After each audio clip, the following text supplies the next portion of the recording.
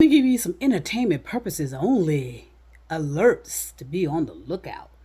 So when you start your projects, you can have something, to feed on, you know, and drain on. In other words, drain your bank accounts. So I'm gonna make up something right now. So where the fraud is happening is on online banking with all these banks. And most of us do online banking, unfortunately. So we're gonna have to get away from online banking. Online banking is how they steal our money.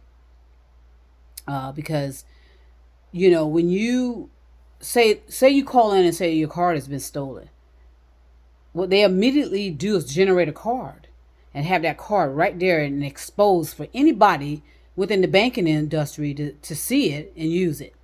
I think the fraud is happening within the banking system, just like it was with Wells Fargo. You remember that fraud going on with Wells Fargo? Does anybody remember that? What Wells Fargo was doing to their customers? So that's how they're doing it. So you're going to have to stop using online banking and have your statements mailed to your home so you can inspect them. You see, that's why I'm saying my dad was brilliant. Because my dad didn't play none of that. He had all his statements always mailed to the house. Okay? He didn't do none of that online banking stuff because he didn't trust it. Okay? There were times after he retired, he was going to go in and do some computer classes. And he refused. I'm telling you, he was a brilliant man.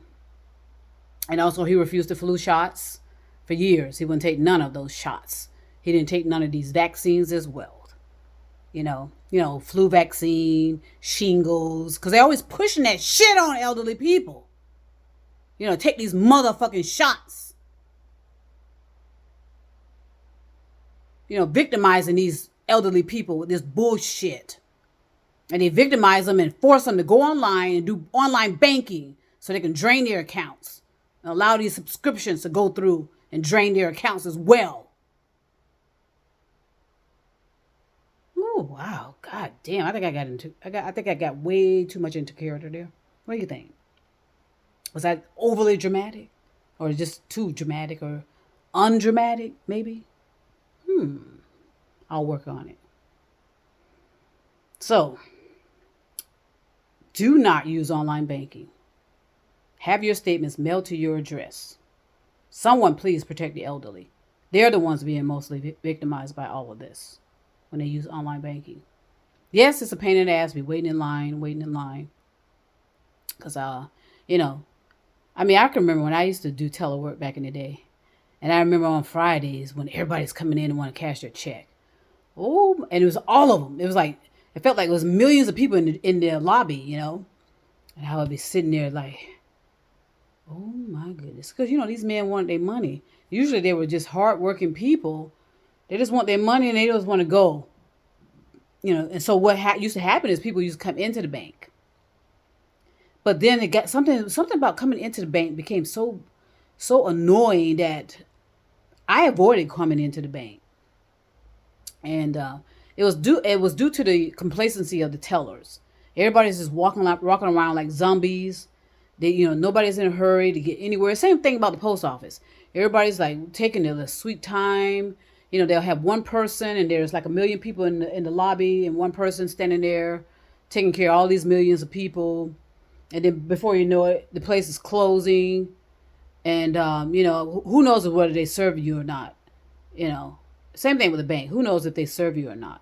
Or they may cut you off and say, you know what, we're experiencing some type of technical difficulty, so we're going to have you come back tomorrow and da-da-da-da-da. And this is all this is all government stuff, by the way. Okay. Now, is that pro-government or anti-government, or is it just information or conspiracy theories? I say it's conspiracy theories, unless you can prove otherwise. Okay. The post office, the banks, anything that's run by the government. Okay. And then, like I said, they can call you and harass the hell out of you over $10. Sending out paperwork that costs maybe triple just to collect $10 from people. They do that to the elderly. I know they do. Because I remember my father used to have all his mail. And because he used to separate it. Because like I said, he was a very organized man. He was separated. And I remember one time he had a dispute with something about medical. He had a dispute with them. And rather than resolve it for for him. They just sent everything to collections. And you know what happens when everything goes to collections? He was disputing something that was on his bill that he said he did not get that type of service. And rather than work with him, they did not work with him. They just said he was delinquent, sent his account to collections. And so then he started getting harassing phone calls. I still get harassing phone calls from Verizon. I remember back in the day when I was in South Florida, and I'll tell you what happened. I got this small little internet device that they used to use. It was a portable internet device where you can plug it in and you can be online anywhere around the country without having to be tied to a standalone internet service. So I used to have this little device because I was living out of a extended stay, and I didn't want I didn't want to use any of those so-called, because those things, when you use those computers in hotels and all that, it's not private. When you are on someone else's cell service, it's not private. Is that a revelation to people or not? So I don't use any of these devices in hotels or none of that. I just bought my own little portable wireless. Well, it turns out it was a defective wireless device from Verizon. And what happened is I went into the store. I walked into the store and I told the clerk, or the representative, not a clerk. I know a lot of people don't like to be called clerks. I told the representative, and I was in police uniform, by the way. I was in my police uniform too. I remember that very clearly. And I said to them, "Look, this doesn't work." And then the representative says, "Yeah, I know it doesn't work." I said, "Well, why did you sell it to me?" She says, "Well," she says, "I was told to sell it to you." And so in other words, she said she was told to sell it to me. I said, "Well, I said I want to either get a refund or I want to get another device." And she says, "Okay, I'll get you another device." And as she was attempting to go in there and get me another device, her manager stepped in and said, "No, absolutely not. There's nothing wrong with that device," is what she told her representative that was servicing me. She says, "There's nothing wrong with it, nothing wrong with it." And so we went back and forth. I said, "But blah, blah, blah." And I even showed her how that it wasn't working. So eventually I did get a new one. But then things happened where I started moving around a little bit and I ended up losing that little device. And just actually forgot all about it. Okay. And before you know it, I was getting harassing mail that I owe. No, this is what happened. I moved back to another place. I called in to Verizon and told them to cancel this service. I no longer needed it because I was in somewhere else. I wasn't in the same city. And I was told, okay. A month later, I got a bill that says I owe $200 and something. And I called in and I said, "Look, I called on this particular I gave them all the information to prove that I called in and told them to cancel the service. And so they told me, "No, you didn't cancel it. We don't have a record of you canceling it." And we went back and forth. I ignored it because I had too much going on. And then, before you know it, I got a bill from a collection agency saying I owe over $200. And I still get, and this was in 2012. And you will not believe I still get mail from them today, 2023. I still get collection mail regarding Verizon, kind of bullying me, saying I need to pay this and then they'll take care of everything. I ain't paying a goddamn thing. And I won't pay a goddamn thing. But yet they want to continue to harass me and send me all this mail. Constantly saying I owe them $200. If I just pay them half, then everything will be all forgotten. Fuck that.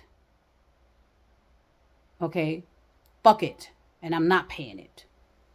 So now, I looked at my cell phone the other day because I was having some issues.